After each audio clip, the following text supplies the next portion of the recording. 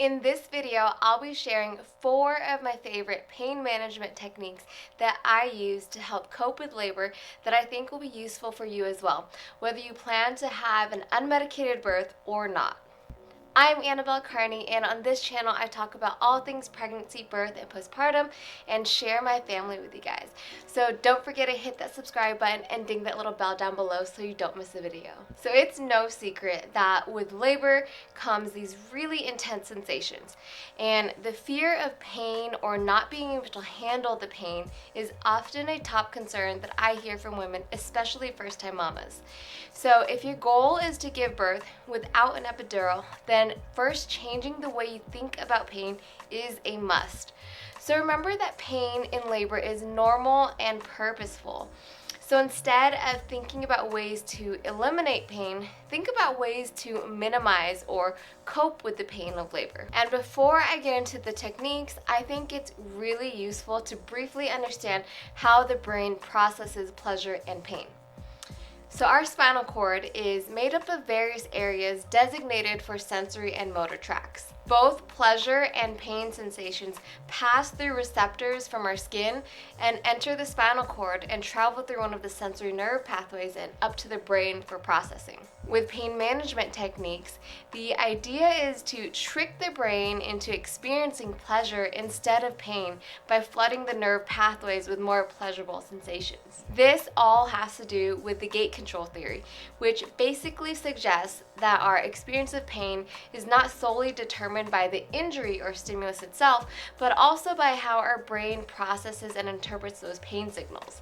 So by understanding and influencing the factors that control whether the gate is open or closed, we can potentially manage and alleviate pain to some extent. Now, there are tons of different ways to manage pain during labor, but I want to share my favorite coping methods that I personally used and felt were helpful. My first tip that I have for you is the comb squeeze. It's simple and inexpensive, as you probably have one of these in your bathroom drawers. So any comb with teeth will work, but not a brush. So some mamas like the feeling of a smooth plastic comb, while others may prefer a more natural feel of a wooden comb. So I couldn't find the exact comb that I used during labor, but this one is just for demonstration purposes. So you would place the teeth of the comb at the base of your fingers across the palm side of your hand and simply squeeze the comb with your desired pressure as you begin to feel the contraction. This is a great example of how the gate control theory works. So because your brain can only process so many physical sensations at once, the idea is that if you're experiencing painful sensations, then the comb squeeze is the non-painful stimulation that can help close the pain gate.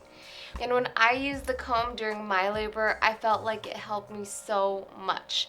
And if you watched the last video I didn't pack it in my hospital bag because I knew that I was going to use it on the way to the birth center. Moving on to my second tip for you, relaxing touch and hot and cold therapy. So relaxing touch involves techniques like gentle massage, light touch, counter pressure, or double hip squeezes, depending on what brings you comfort. So experiment with different approaches and discover what works best for you.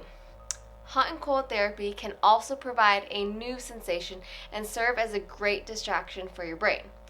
You would simply apply a cool washcloth to your head, neck, or shoulders when you're feeling overheated, or use hot packs, which can be as simple as a sock filled with rice and microwaved, or a heated blanket to help alleviate tense muscles or even back labor.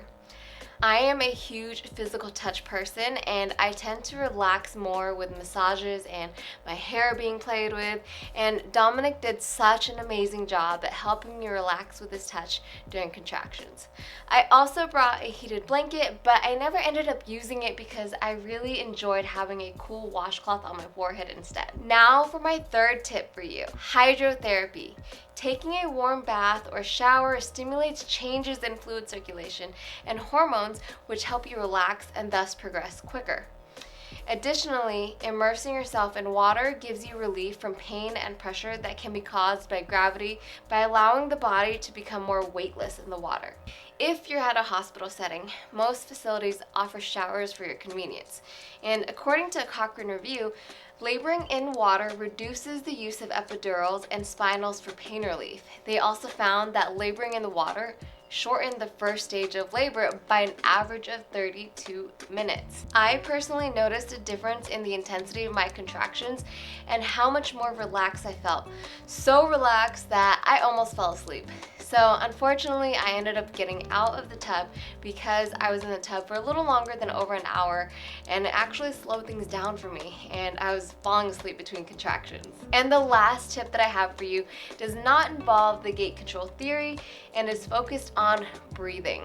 This is something that you will hear me touch on over and over again because I truly believe that it's one of the most important and underrated tools in your toolbox. Deep, purposeful breathing throughout labor can do wonders for you as it stimulates the parasympathetic nervous system that helps you relax.